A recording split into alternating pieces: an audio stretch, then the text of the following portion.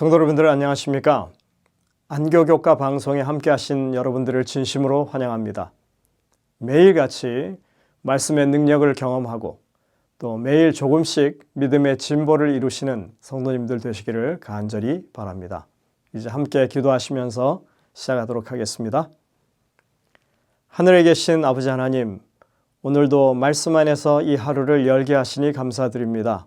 저희들이 언제나 주님의 말씀에 귀 기울이고 주님의 음성에 친근해 줄 수 있는 사람들 되게 도와주시고 하나님께서 이루고자 하시는 뜻을 밝히 깨닫고 그 말씀에 늘 순응하며 살고 주의 뜻을 이루는 저희의 삶이 되게 인도하여 주옵기를 예수님의 이름으로 간절히 기도드립니다. 아멘. 11과의 제목은 복음을 듣지 못한 이들을 향한 선교 2였습니다. 기억절 말씀은 우리가 잘 아는 수로보니게 여인에 관한 이야기였습니다. 이에 예수께서 대답하여 이르시되 여자여 내 믿음이 크도다. 내 소원대로 되리라 하시니 그때로부터 그의 딸이 나으니라. 마태복음 15장 28절에 있는 말씀입니다. 이번 주에 우리는 수로보니게 여인의 이야기를 통해서 이방인에게 선교하시는 예수님의 전략을 살펴볼 수 있었습니다. 구원은 믿음에 관한 것입니다. 그래서 주님께서 그 여인을 향하여 여자여 내 믿음이 크도다 하신 것은 참으로 의미가 있는 말씀입니다. 이 여인이 어떻게 이런 믿음을 가지게 되었을까? 여러분들 생각해 보셨습니까? 아마도 그녀 주위에 예수님을 만난, 그래서 신앙을 하게 된 누군가가 있었을 것이 분명합니다. 믿음은 들음에서 나는 것입니다. 누군가로부터 예수님에 대한 좋은 소식, 복음을 전해 들은 것입니다. 그분이 병을 고쳐주시고 죽은 자도 살리신다고 하는 이야기를 들었습니다. 딸이 아팠던 그녀에게는 정말 큰 복음이 아닐 수 없었습니다. 나사렛 예수가 하나님께서 보내신 메시아라고 하는 말도 그가 들었습니다. 그리고 그것을 믿게 되었습니다. 우리는 그녀가 혼자서 성경을 보면서 예수님에 대해서, 복음에 대해서 분명하게 깨우친 것은 아니라고 하는 것을 알 수 있습니다. 분명히 그녀의 주위에 누군가가 믿음의 확신을 가지고 그 이야기를 전해 주었던 것입니다. 엘렌 화이트는 시대의 소망에 이런 상황에 대한 언급을 하고 있습니다. 유대인들이 이교도라고 칭하던 사람들 중에 메시아에 대해서 성경상 예언을 이스라엘의 교사들보다 더 잘 이해하고 있었던 사람들이 있었다. 그분이 사람들을 죄에서 구원하실 자로 오실 것을 소망하는 사람들도 있었다.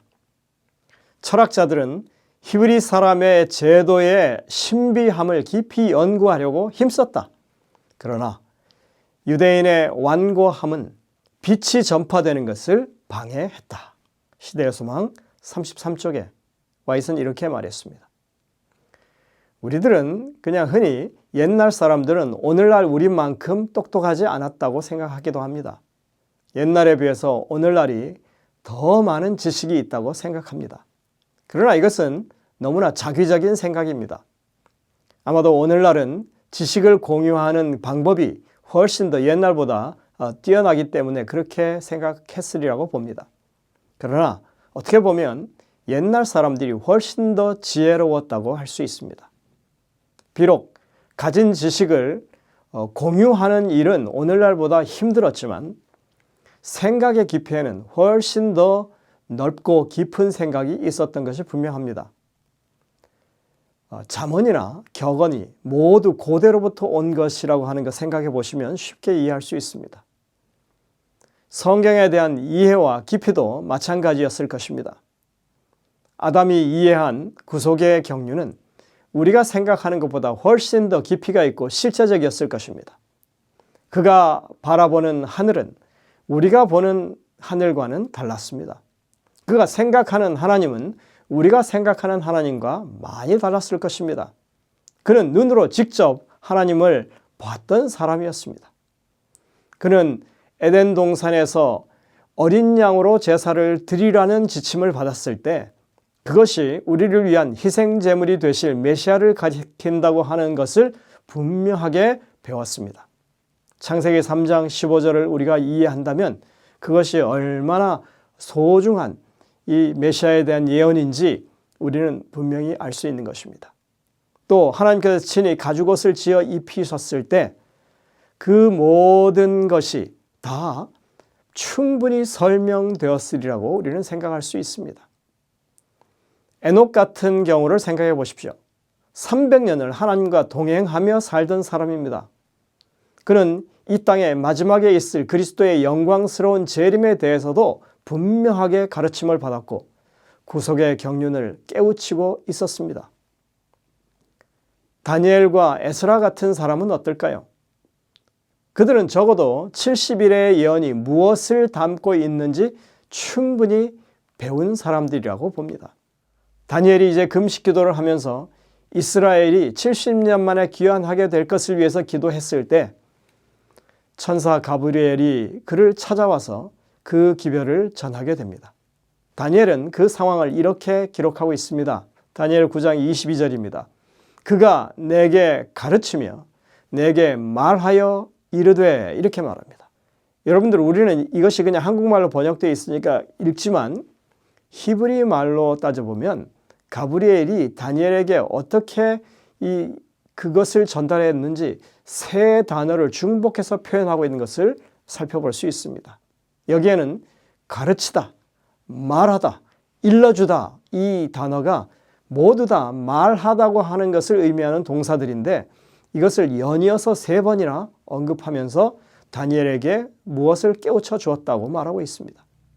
수차례 반복하면서 어떠한 내용을 빠진 것 없이 말해 준다고 하는 그런 것임을 보여주고 있습니다. 하나님은 하나님의 뜻을 우리에게 계시하실 때 충분히 알아들을 수 있도록 그렇게 전하시는 분이십니다. 오늘날은 세상이 참 좋아져서 내가 어떤 말씀을 들었을 때 한 번 들어서는 잘 이해하지 못하게 되면 그것을 반복해서 계속해서 들을 수가 있는 세상이 되었습니다. 여러분들 유튜브 잘 사용하시죠? 한 번 들어서 모르면 또 처음부터 다시 들으시면 됩니다. 조금 어려운 말씀이 있다고 생각되면 계속 반복해서 들어보시길 바랍니다. 그러다 보면 분명히 여러분들의 심령에 무언가 깨달음이 있게 될 것입니다. 성경의 진리는 읽고 또 읽으면 깨달아집니다. 하나님의 말씀은 듣고 들으면 또 깨우쳐집니다. 우리가 간절한 심정으로 하나님의 뜻을 찾으면 분명히 그것을 알려주십니다. 시편 42편 1절부터 3절에 이렇게 말합니다. 하나님이여, 사슴이 시냇물을 찾기에 갈급함같이 내 영혼이 주를 찾기에 갈급하나이다. 내 영혼이 하나님 곧 살아계시는 하나님을 갈망하나니 내가 어느 때에 나아가서 하나님의 얼굴을 배울까? 사람들이 종일 내게 하는 말이 내 하나님이 어디 있느뇨 하오니 이는 내 눈물이 주야로 내 음식이 되었도다. 그렇죠. 지금 손에 당장 잡히지 않고 눈에 보이지 않으시는 하나님이십니다. 그러나 하나님을 찾기 아주 갈급한, 갈증이 심한 사슴이 시냇물을 찾는 것처럼 그렇게 하나님을 찾으면 분명히 하나님을 보게 될 것이라고, 그리고 만족하게 될 것이라고 이 시편 42편 마지막 절에서 이렇게 말하고 있습니다. 11절입니다. 내 영혼아, 내가 어찌하여 낭망하며 어찌하여 내 속에서 불안해하는가? 너는 하나님께 소망을 두라. 나는 그가 나타나 도우심으로 말미암아 내 하나님을 여전히 찬송하리로다. 시편 기자는 이 말씀을 통해서 하나님께서 당신을 드러내실 때 우리는 분명하게 주님을 볼 것이고 만족하게 될 것이라고 말하고 있습니다. 예레미야 29장 13절에도 이렇게 말합니다. 너희가 전심으로 나를 찾고 찾으면 만나리라. 인간의 이 세상이 끝나가는 그 시점에 예루살렘이 함락되고 아무런 소망이 없는 그 상황에서도 하나님을 찾으면 하나님은 만나시겠다고 말씀하고 있습니다.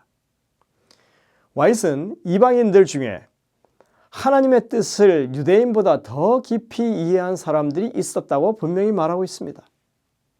유대인들이 이교도라고 무시하고 그렇게 막 대했던 사람들 중에 메시아에 대한 성경상의 예언을 이스라엘의 교사들보다 더 잘 이해하고 있었던 사람들이 있었다고 하는 것입니다. 이스라엘 선생들이 자기들만이 알고 있는 비밀 지시라고 생각하는 것을 이방인들 중에 더 깊이 이해한 사람이 있었다고 하는 것. 심지어 철학자들 중에 똑똑한 사람들이겠죠. 이스라엘에게 주신 하나님의 제도의 신비함을 탐구하려는 사람들이 있었지만 유대인들의 오만함 때문에 그런 기회를 얻지 못했다고 말하기도 합니다. 참으로 안타까운 일입니다. 하나님의 감추인 구속의 경륜을 우리가 깨우쳐 알았다면 그 구원의 지식을 널리 보급해서 사람들과 소통했어야만 하는 것입니다. 조금이라도 열린 마음으로 겸손한 마음으로 소통하는 일을 했더라면 얼마나 많은 사람들에게 구원의 지식이 흘러가게 되었을까요? 이런 의미에서 엘렌 화이트의 다음의 권고는 참으로 시적절한 말입니다. 전능하신 구세주이신 주 예수께서 이 영혼들을 위해 죽으셨다. 그분은 무관심해서 그들을 일깨울 수 있고 그들로 연민을 가지게 하고 마음을 부드럽게 하실 수 있고 영혼의 진리의 아름다움과 권능을 드러내실 수 있다. 거장이신 하나님은 사람처럼 부족함이 전혀 없으시지만 그분은 어둠 속에 있는 자들에게 빛을 전할 대리자로 사람들을 부르신다. 하나님은 모든 교회에 보석을 가지고 계신다. 여러분들 여기서 하나님의 모든 교회라고 하는 것은 재림교회 안의 모든 교회가 아닙니다. 이 세상에 십자가를 달고 있는 모든 교회를 말합니다. 그러므로 정교계 전반을 전면적으로 비난하는 것은 우리가 할 일이 아니다. 이 말은 재림교회가 가슴 깊이 새겨야 할 말입니다. 그보다 겸손과 사랑으로 예수님 안에 있는 모든 진리를 있는 그대로 제시하는 것이 우리의 일이다. 우리는 우리가 옳다고 하는 것을 입증하기 위해서 다른 사람들의 주장이나 그 교리를 비난해서도 안 되고 있는 그대로 진리를 제시함으로도 얼마든지 진리를 높일 수 있다는 것입니다. 우리가 경건과 헌신을 보여주고 그리스도인다운 성품을 나타낸다면 사람들은 진리 가운데로 나올 것이다. 그들은 세상의 구세주이신 예수님을 높이고 생명의 말씀을 전하게 될 것이다. 리벤 헤럴드 1893년 1월 17일자에 와이트는 분명하게 이렇게 말했습니다. 수로보닉의 여인이 그 누군가로부터 좋은 소식, 복음을 전해 듣고 확고한 구원의 신앙을 가질 수 있었던 것처럼 우리도 오늘날 누구에겐가는 그런 믿음을 전할 수 있는 전달자가 되어야 하지 않겠습니까? 고린도후서 1장 19절 20절에는 분명히 권면합니다. 너희 가운데 전파된 하나님의 아들 예수 그리스도는 예하고 아니라 함이 되지 아니하였으니 저에게는 예만 되었느니라. 하나님의 약속은 얼마든지 그리스도 안에서 예가 되니 그런즉 그로 말미암아 우리가 아멘하여 하나님께 영광을 돌리게 되느니라. 부정적인 방법이 아닌 긍정적인 방법으로 하나님께 영광을 돌릴 수 있다는 것입니다. 우리는 요한 1서에 있는 말씀을 분명히 기억해야 합니다. 하나님은 빛이십니다. 그에게는 어둠이 조금도 없으십니다. 빛 가운데 거하는 사람들은 어두운 데로 다니지 않는다는 것입니다. 우리가 빛의 전달자로서 예수 그리스도의 모본을 따라 이방 사람들에게로 나아갈 수 있도록 함께 기도하게 되시기를 간절히 바랍니다. 하늘에 계신 아버지 하나님, 주신 말씀처럼 우리가 주님의 방법을 따라 복음을 알지 못하는 사람들에게로 다가가는 모든 교회들이 될 수 있도록 정말 선교 사업에 더욱더 적극적으로 하나님의 진리를 드높일 수 있는 저희들이 될 수 있도록 인도하여 주옵기를 예수님의 이름으로 간절히 기도드립니다. 아멘.